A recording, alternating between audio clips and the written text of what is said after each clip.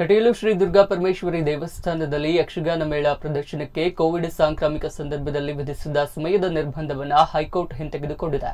ಕಳೆದ ಬಾರಿ ಕೋವಿಡ್ ಸಂದರ್ಭದಲ್ಲಿ ಸರ್ಕಾರದ ನಿರ್ದೇಶನದಂತೆ ಪ್ರಾಯೋಗಿಕವಾಗಿ ಕಟೀಲು ಮೇಳದಲ್ಲಿ ಕಾಲಮಿತಿಯ ಯಕ್ಷಗಾನ ಪ್ರದರ್ಶನ ನಡೆದಿತ್ತು.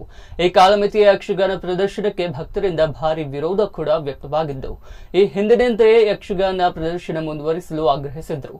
ಇದರಂತೆ ಕಟೀಲು ದುರ್ಗಾ ಪರಮೇಶ್ವರಿ ದೇವಸ್ಥಾನದ ಭಕ್ತಾದಿ ಕೃಷ್ಣಕುಮಾರ್ 2022 ನವೆಂಬರ್ 5ರಂದು ಮಂಗಳೂರು ಜಿಲ್ಲಾಧಿಕಾರಿಗಳು ಮತ್ತು ಇತರ ಜಿಲ್ಲಾಧಿಕಾರಿಗಳು ಆದೇಶ ಹೊರಡಿಸಿದ ಆದೇಶವನ್ನು ಪ್ರಶ್ನಿಸಿ ಅರ್ಜಿಯನ್ನು ಸಲ್ಲಿಸಿದರು.